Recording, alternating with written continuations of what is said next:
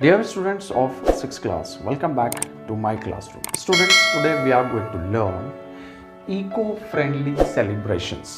Students, आपने सुना तो होगा celebrations, लेकिन ये eco-friendly क्या है? Celebration के क्या मीनिंग होते हैं? Celebrate करना यानी widely praised, celebrated means widely praised, enjoyed a special event. यानी किसी भी खास इवेंट को enjoy करना, मनाना, जश्न मनाना, that is the meaning of celebration. But what is eco friendly, लेकिन ये इको फ्रेंडली क्या है? इको फ्रेंडली का मतलब समझने के लिए हमें हमारी टेक्स्ट बुक के पेज नंबर 63 पर चलना होगा। पेज नंबर 63 पर देखते हैं इको फ्रेंडली का meaning.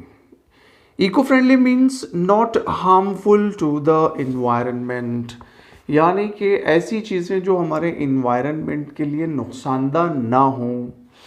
When something is eco-friendly, it is good for the earth. जब कोई eco-friendly एक्टिविटी की जाती है तो वो ज़मीन के लिए अच्छी होती है, good for the earth, यानी ज़मीन की हिफाजत के लिए अच्छी होती है, यानी जिससे ज़मीन आलूदा यानी पोल्यूटेड नहीं होती है।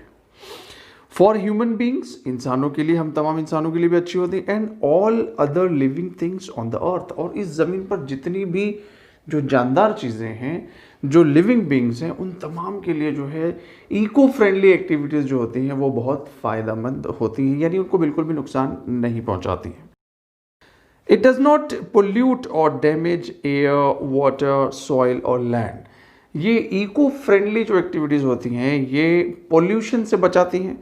किस टाइप के pollutions? Air pollution, water pollution, soil pollution, इन तमाम किस्म के पोल्यूशन को होने से बचाती है। अभी इको फ्रेंडली होने के लिए हमें क्या करना होगा? In what ways can you do something that is eco friendly? How can you be an eco friendly person yourself? कैसे आप इको फ्रेंडली बन सकते हैं या क्या कर सकते हैं? To be eco friendly you use resources like food, water, electricity carefully. अगर आपको भी इको फ्रेंडली बनना है तो आपको जो है जैसे फूड यानी खाना, ग़िज़ा, वाटर यानी पानी, इलेक्ट्रिसिटी, ये बहुत ही केयरफुली, बहुत ही ध्यान से इस्तेमाल करनी है। हमारे घरों में अक्सर ऐसा होता है कि एक दफ़ा लाइट शुरू किया और काम हो गया, उसके बाद भी जो हम उसको बंद नहीं करते हैं वैसे ही जो है वो लाइट शुरू ही रहता है, फ़ैन ऑन रहते हैं, टीवीज़ ऑन रहती हैं।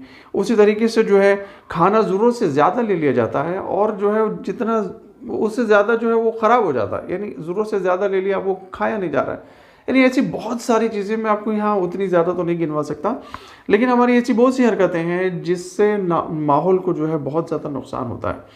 जैसे हम पानी का ज़रूरत से ज़्यादा इस्तेमाल करते हैं। बच्चों, ये नेचुरल रिसोर्सेज हैं, इनको हमें हमारी ज़रूरत के मुताबिक ही इस्तेमाल करना है। इससे ज़्यादा इस्तेमाल करेंगे तो ये सोर्सेज जल्दी ख़त्म हो जाएंगे, जो आने वाली नस्लों के लिए बहुत ज़्यादा नुकसानदा साबित होंगे। Without wasting them, you avoid using toxic chemicals and materials like plastic. आपको जो है वो टॉक्सिक केमिकल्स के यूज़ नहीं करने हैं। प्लास्टिक बैग्स वगैरह, जो जितने भी प्लास्टिक मटेरियल्स हैं उसको अवॉइड करना है। You help to grow more trees, आपको जो ज़्यादा से ज़्यादा पेड़ पौधे लगाने हैं। And care for the animals in your neighbourhood, और अपने सराउंडिंग में, अपने आस पड़ोस में जितने भी जानवर हैं उन तमाम की आपको जो देख रेख करनी है, उन्हें बीमारियों से बचाना। ऐसी बहुत सारी एक्टिविटीज़ है बच्चों जो इको फ्रेंडली होने के दायरे में आती हैं। मुझे लगता है कि आपको इको फ्रेंडली का कुछ मतलब समझ ही गया होगा। इको फ्रेंडली होना यानी माहौल दोस्त होना, यानी माहौल का मददगार होना। दोस्त मददगार होते हैं, तो हमें माहौल की, कुदरती माहौल की हिफाजत करनी है, उससे पोल्यूटेड या उसको पोल्यूटेड होने से बचाना है, यानी उसको आलूदा होने से बचाना है। ओके, तो स्टूडेंट्स, कुल मिलाकर इको फ्रेंडली होने का मतलब है कि माहौल का दोस्त होना, माहौल दोस्त होना, माहौल का मुआविन मददगार होना, माहौल को बचाने में, यानी उसको डैमेज होने से, उसको किसी भी तरीके का नुकसान होने से बचाने में हमेशा हमें कोशा रहना है, हमेशा हमें तैयार रहना है। बच्चों, इसराफ नहीं करना है, किसी भी चीज़ को ज़रूरत से ज़्यादा इस्तेमाल नहीं करना है। नेचुरल रिसोर्सेज की हिफाजत करनी है, क्योंकि जितना हम ज़्यादा ज़रूरत से ज़्यादा इस्तेमाल करते हैं वो चीज़ें जो हैं वो ख़राब होने लगती हैं। इस तरीके से जो है माहौल का तवाज़ुन बिगड़ता है, यानी नेचुरल बैलेंस जो है वो बिगड़ने लगता है।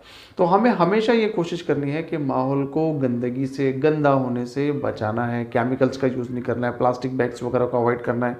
ऐसे ढेर सारे काम है बच्चों जो हम माहौल दोस्त होने के नाते कर सकते हैं। स्टूडेंट्स, मुझे लगता है कि आपने इको फ्रेंडली होने के मतलब को बहुत अच्छे तरीके से समझ लिया है। Now let's come to our chapter eight page number 60। Okay, here our text. यहाँ पर हमारा चैप्टर है इको फ्रेंडली सेलिब्रेशंस, यानी कि ऐसे सेलिब्रेशंस करना, ऐसी तकरीबात करना, यानी ऐसे जश्न मनाना जिसमें माहौल गंदा ना होता हो, जिसमें माहौल की हिफाजत होती है। ओके, तो यहाँ पर ये जो है हमारा चैप्टर एक लेटर की शक्ल में है, जिसे लिखा गया 25 सितंबर 2015 2015 को 25 सितंबर को पुणे से ये ख़त लिखा गया है। और जो लिखने वाला है तो वो शर्वा है और वो ख़त लिख रहा है अथर्वा को। तो देखते हैं इनका लेटर। डियर अथर्वा, प्यारे Atharva, I received your letter. Hey, first of all, congratulations. It is really amazing that you have celebrated eco-friendly Ganesh Utsav in America. तो शर्वा जो है वो अथर्वा को ख़त लिख रहा है और ये कहता है कि मुझे तुम्हारा ख़त मिला, यानी अथर्वा ने पहले शर्वा को ख़त लिखा होगा तो वो शर्वा को मिल चुका है, तो उसने इस बात का जिक्र किया अपने ख़त में कि भाई मुझे तुम्हारा लिखा हुआ ख़त मिल चुका है।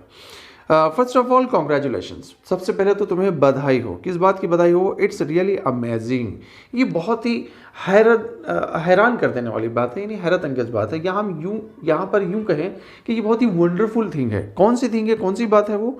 That you have celebrated eco friendly Ganesh Utsav, कि तुमने जो है वो इको फ्रेंडली गणेश उत्सव जो है वो अमेरिका में मनाया है, इन अमेरिका। तो एक तो अमेरिका में गणेश उत्सव का होना ये भी एक अमेजिंग थिंग है, और उसके साथ साथ इको फ्रेंडली ढंग से होना।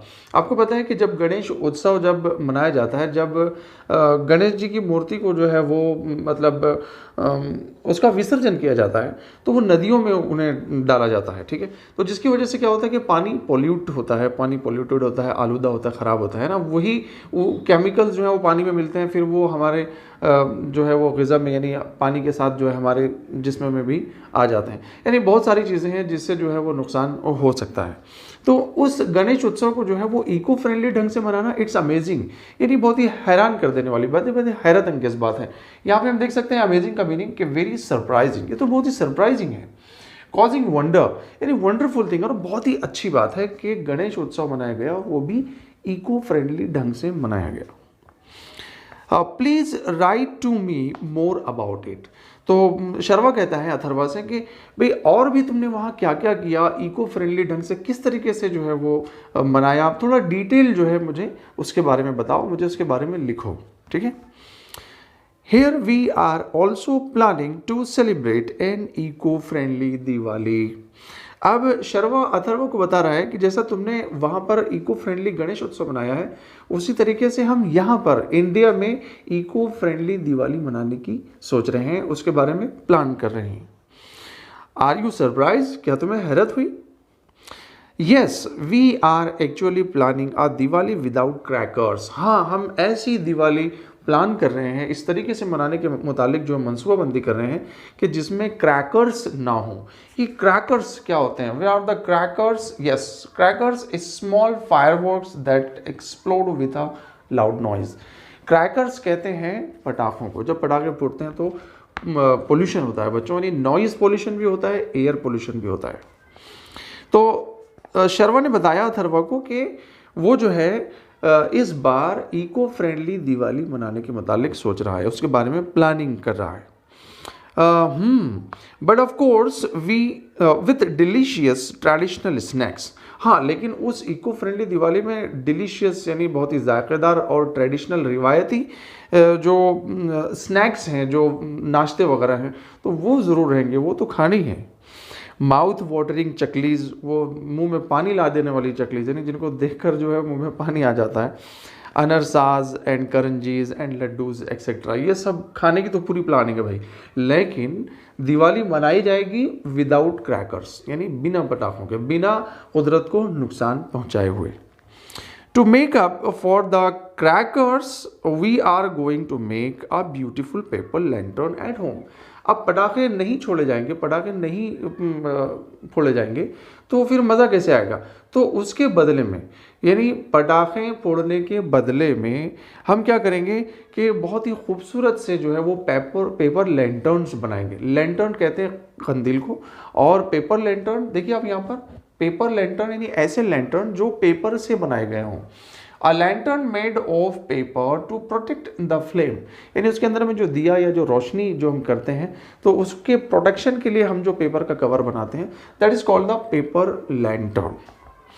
तो अब यहाँ पे पटाखे नहीं छोड़ने के एवज में हम क्या करेंगे कि बहुत ही खूबसूरत से पेपर लैंटर्न बनाएंगे, और उसके साथ साथ क्या करेंगे, I am also going to make a model of fort Raigad. उसने बोला कि मैं जो है फोर्ट रायगढ़ यानी रायगढ़ के किले का एक मॉडल भी बनाने जा रहा हूँ।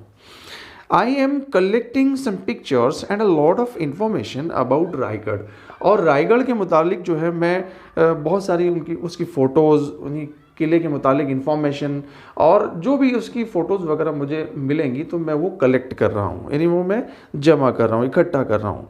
ऑफ इन्फॉर्मेशन अबाउट रायगढ़, और रायगढ़ से मुतालिक जो और भी इंफॉर्मेशंस हैं, जो मालूमात हैं, जो उसकी तारीख़ हैं, वो मैं इकट्ठा कर रहा हूँ।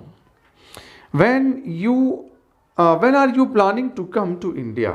अब शर्वा जो है वो अथर्वा से पूछता है कि तुम इंडिया कब आ रहे हो। इसका मतलब ये है कि अथर्वा इंडिया में नहीं रहता है, वो कहाँ रहता है, अमेरिका में रहता है। We are all waiting to meet you, हम सब जो है वो तुमसे मिलने का इंतज़ार कर रहे हैं। रिमेंबर ब्रो, याद रखो भाई, we are not just cousins, हम सिर्फ कजिन्स नहीं हैं। कजिन्स का मतलब होता है चचा का, खाला का, फूफी वगैरह का बेटा या बेटी, है ना, तो ये हमारे भाई या बहन होते हैं। तो वो बोल रहा है कि remember bro, we are not just a cousin, हम जो सिर्फ कजिन्स नहीं हैं, हम सिर्फ जो चचाजाद या फिर खालाजाद वगैरह भाई ही नहीं हैं, बल्कि वी आर फ्रेंड टू, इससे पहले जो है हम अच्छे दोस्त हैं। स्टूडेंट्स, यहाँ पर एक लफ्ज़ आया है ब्रो। ब्रो का मीनिंग होता है ब्रदर। ये ब्रो जो है ब्रदर का शॉर्ट फॉर्म है, ठीक है। I always love to read your letters Atharva, Atharva मैं तुम्हारे ख़त पढ़ना बहुत पसंद करता हूँ। I have heard a lot about Thanksgiving and Halloween in the US. US में मनाए जाने वाले जो दो बड़े त्यौहार हैं, जिसमें से एक है हैलोवीन और दूसरा है थैंक्स गिविंग डे। तो शर्वा कहता है कि मैंने इसके बारे में बहुत सुना है। I am really curious to know more about them, मुझे इस बारे में जानना है कि वो किस तरीके के त्यौहार हैं, कैसे मनाए जाते हैं। तो बच्चों, थैंक्स गिविंग डे जो है ये बहुत ही बोलना चाहिए कि बड़ा ही मशहूर त्यौहार है जो यूएस और वेस्टर्न कंट्रीज में मनाया जाता है। जनरली थैंक्स गिविंग डे जो है वो उसको हम हार्वेस्टिंग या हार्वेस्ट फेस्टिवल भी कहते हैं, जो फसलों के पक जाने पर, और यानी लोग जो हैं, किसान जो हैं, वो खुदा का बहुत ज़्यादा शुक्रिया अदा करते हैं, एक दूसरे का शुक्रिया अदा करते हैं, और ये प्रे करते हैं कि भाई आइंदा भी इस तरीके की खुशहाली जो है हमेशा बनी रहे, जिससे वो तिजारत करें, जिससे वो बहुत ज़्यादा पैसे वगैरह कमाएं। इस तरीके की उनकी सोच है, ऐसी मान्यता है, ठीक है। तो थैंक्स गिविंग डे जो है वो अमेरिका में 4th थर्सडे ऑफ नवंबर, यानी नवंबर के चौथे थर्सडे को मनाया जाता है। उसी तरीके से कनाडा में ये 2nd मंडे ऑफ नवंबर को मनाया जाता है, यानी नवंबर के दूसरे मंडे को ये मनाया जाता है। उसके बाद में हेलोवीन। हेलोवीन ये जो है ये भी एक थोड़ा स्ट्रेंज टाइप का एक त्यौहार है जो वेस्टर्न कंट्री से मनाया जाता है। जनरली इसका ताल्लुक़ जो है ये बड़ा ही अजीब है, यानी रूहानी ताकतों से इसके मतलब ताल्लुक़ के होने को जोड़ा जाता है। तो आपको जो है इसके बारे में और डिटेल्ड जो मालूमात है वो इंटरनेट पर मिल जाएगी। और ये जो है 31 ऑफ अक्टूबर को मनाया जाता है, यानी नवंबर के फर्स्ट डे से पहले 31 ऑफ अक्टूबर की जो नाइट होती है उस वक्त जो है ये हेलोवीन मनाया जाता है। इसमें लोग जो है मुख्तलिफ़ किस्म के डरावने कपड़े वगैरह पहनकर जो है और जो है वो कद्दू के अंदर में मुख्तलिफ़ किस्म की जो है वो सूरतें वगैरह बनाकर उसमें लैंटर्न्स वगैरह रखकर जो है इसको सेलिब्रेट करते हैं। इसमें पार्टीज़ होती हैं, इसमें जो है मुख्तलिफ़ किस्म की तकरीबात वो लोग करते हैं, ठीक है। तो शर्वा जो है इसके बारे में बहुत ही एक्साइटेड है, बहुत ही क्यूरियस है कि कैसे जो है ये त्यौहार यूएस वगैरह में मनाए जाते हैं। तो वो इस बारे में अथर्वा को लिख रहा है कि भाई इसके बारे में मुझे और भी बताओ, इसके बारे में और भी इंफॉर्मेशन जो है मुझे दो कि किस तरीके से ये दोनों त्यौहार जो है वो मनाए जाते हैं। उसके बाद में है कि कन्वे माई रिगार्ड्स टू काका एंड काकू। काका और काकू को जो है वो मेरा सलाम कहना, मेरा आदाब कहना। और लव टू डियर ओजस, और छोटे ओजस को जो है वो मेरा प्यार देना। योर लविंगली शर्वा, तुम्हारा प्यारा शर्वा। स्टूडेंट्स, मुझे लगता है कि आपको ये एक्सप्लेनेशन जो है वो बहुत अच्छे तरीके से समझ में आ गया है। उसके बाद में जो है पॉइंटर से कुछ पार्ट हमने यहाँ पर लिया है, तो यहाँ पर देख लेते हैं। ओके, आइए देखते हैं पॉइंटर्स।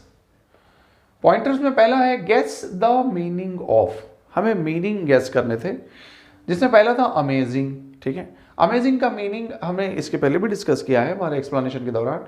वेरी सरप्राइजिंग, बहुत ज़्यादा सरप्राइज कर देने वाला, हैरत में डाल देने वाला। कॉजिंग वंडर, और वंडर क्रिएट करने वाला, यानी हैरत क्रिएट करने वाला। यहाँ पे हम खुशी के माने में भी उसको ले सकते हैं कि बहुत ज़्यादा खुशी पैदा करने वाला। ठीक है, उसके बाद में सेलिब्रेटेड। सेलिब्रेटेड यानी मनाया गया। वाइडली प्रेज्ड यानी बहुत सारे लोगों ने जो है उसको मनाया, उसमें जो है शिरकत की। इंजॉयड स्पेशल इवेंट, और एक ख़ास मौके को जो है वो इंजॉय किया गया। इसका मतलब है कि सेलिब्रेट किया गया, यानी सेलिब्रेटेड। उसके बाद में क्रैकर्स। क्रैकर्स के मीनिंग भी हमने देख लिए हैं। Small fireworks that explode with a loud noise, छोटे छोटे फायरवर्क्स जो बड़े धमाकों के साथ में जो है वो एक्सप्लोड होते हैं, जिन्हें हम पटाखे कहते हैं।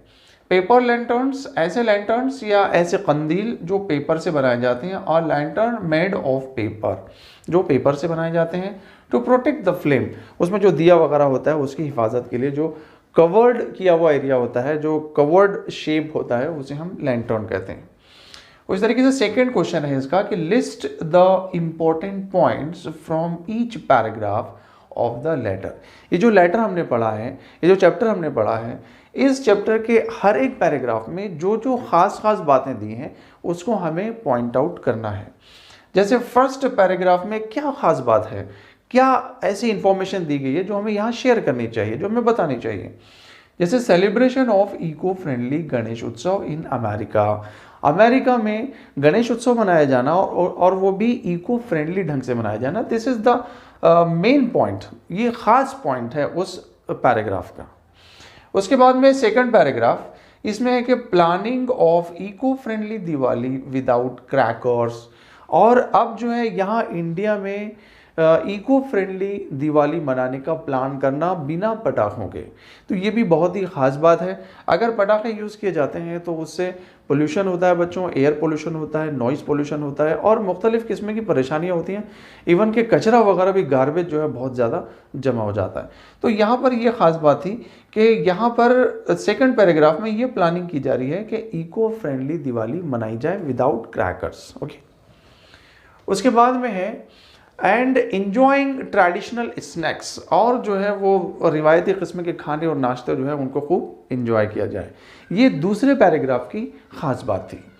उसके बाद में third paragraph, preparation of paper lantern and making a model of fort Raigarh.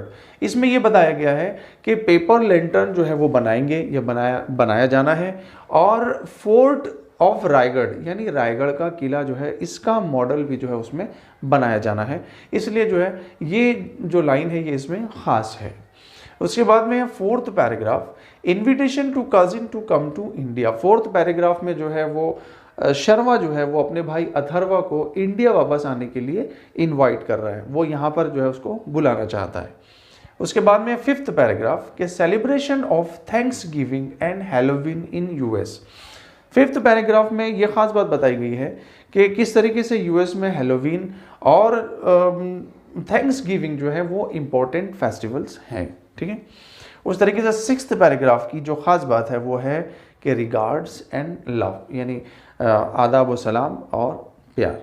Students, उम्मीद करता हूँ कि आपने चैप्टर के इतने पार्ट को जो है बखूबी समझ लिया होगा। स्टूडेंट्स, पॉइंटर के इसके बाद के जो क्वेश्चंस हैं वो हम नेक्स्ट लेसन्स में देखेंगे।